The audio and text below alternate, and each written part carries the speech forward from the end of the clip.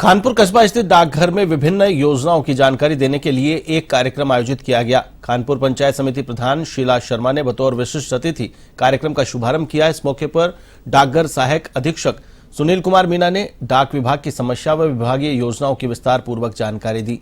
इस दौरान नगरवासियों ने बालिकाओं की सुकन्या समृद्धि योजनाओं के 56 खाते, बाल आधार नामांकन के 14 व आधार अपडेट के 6, इंडिया पोस्ट पेमेंट बैंक के 5 खाते खोले गए। वहीं बीमा भी किया गया।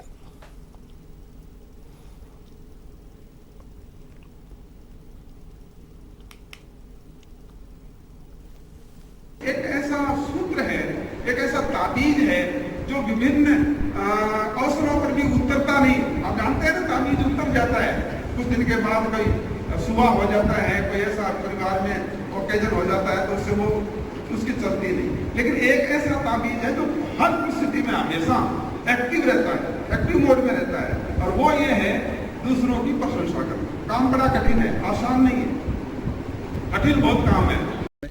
झालावाड़ जिले के गंगधार में पटवार संघ ने अपनी लंबित मांगों को लेकर अनिश्चितकालीन पेन डाउन स्ट्राइक शुरू कर दी है। संघ के सदस्य गंगधार तहसील उपखंड मुख्यालय पर धरना प्रदर्शन कर रहे हैं।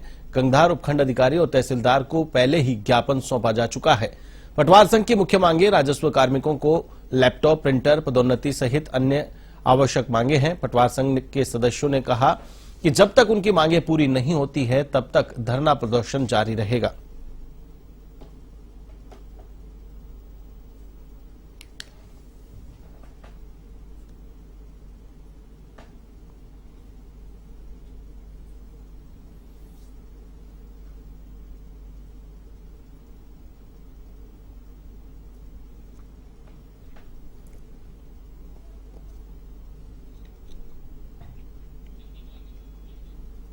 इटावा जिले के पीपलदा तहसील क्षेत्र के पटवारियों ने तहसील कार्यालय के बाहर गिरदावरी ऐप में संशोधन करने की मांग को लेकर प्रदर्शन कर पेन डाउन हड़ताल की और एक ज्ञापन तहसीलदार को सौंपा।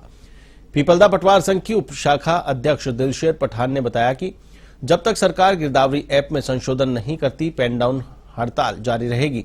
सरकार को इसको लेकर पूर्व में अवगत भी करवा दिया गया था, परंतु सरकार ने सहमति होने पर भी इसे ठीक नहीं करवाया। इसके चलते अब सभी पटवारी पेन डाउन हड़ताल पर है।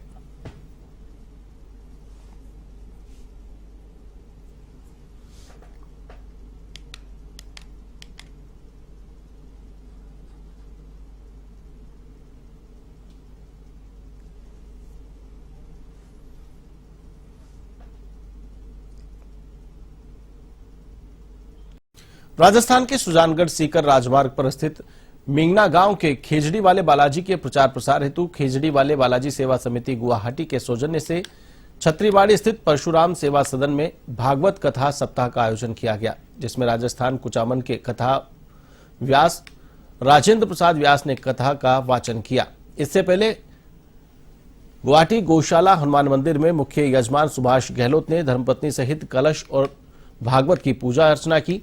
महिलाओं ने कलश लेकर जय श्री राम के नारों के साथ एसजे रोड से केसी चौधरी रोड होते हुए परशुराम सेवा सदन तक शोभा यात्रा निकाली।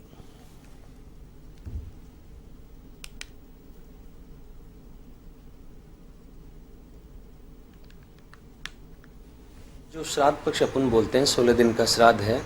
अगर इनमें भागवत कथा कराई जाए या श्रीमद् भागवत सप्ताह कथा सुनी जाए तो इससे क्या है कि अपने पितृ तृप्त होते हैं और पितरों को मोक्ष मिलता है, शांति मिलती है, जिससे यजमान जो कथा करवाता है या सुनता है उनके हर कार्य सफल होते हैं, हर कार्य में उनको सफलता ही मिलती है। पितृ पक्ष में ये विशेष है इनका। भागवत कथा मान लो कि जो यजमान कराते हैं उनका विशेष उद्देश्य होता है कि अगर भागवत कथा कराने वाला यजमान जो है अपने कोई विशेष प्रयोजन से या उनके मांगलिक कार्य के लिए या कुछ भी प्रयोजन से वो कथा बोल दे कि भगवान मेरा ये कार्य हो जाए तो मैं कथा कराऊं, तो उनका विशेष प्रयोजन भगवान उनकी सुनता भी है और उनके कार्य की सफलता के पश्चात वो कथा करवाता है और उन कथाओं में कथा के बाद में उनको सफलता ही मिलती। तो मैं सबको ये संदेश देना चाहूँगा कि ज़्यादा से ज़्यादा इस कथा में पधारें और ये कथा मारवाड़ी भाषा में होगी और प्योर राजस्थानी भाषा में, तो इस कथा का यहाँ आकर कांग्रेस नेता राहुल गांधी के खिलाफ गुरुवार को टोंक कोतवाली थाने में परिवाद पेश किया गया। बीजेपी जिलाध्यक्ष अजीत सिंह मेहता अपने पदाधिकारियों के साथ परिवाद दर्ज करवाने थाने पहुंचे। परिवाद में उन्होंने बताया कि विपक्षी नेता राहुल गांधी ने विदेश में गलत बयानबाजी कर भारत की छवि खराब की है और आरक्षण के खिलाफ टिप्पणी की है, जिससे देश के लोग आहत हैं।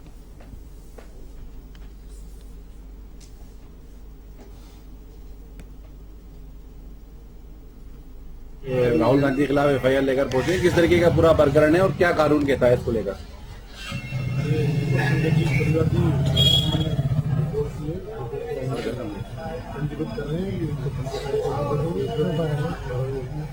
किन धाराओं में दर्ज किया जा रहा है मामला? क्या लगाया गया आरोप क्या है?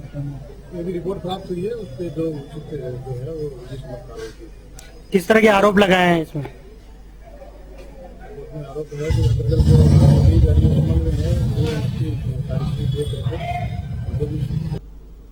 कांग्रेस के नेता और नेता प्रतिपक्ष माननीय राहुल गांधी जी जिस प्रकार का वातावरण और बयान इस देश में दे रहे हैं, खासतौर से मैं इस बात के लिए हम आए थे कि उन्होंने बयान दिया अनुसूचित जनजाति के लोगों के विरुद्ध आरक्षण हमने समाप्त करना चाहिए। यदि कांग्रेस इसमें आई तो हम आरक्षण समाप्त करेंगे।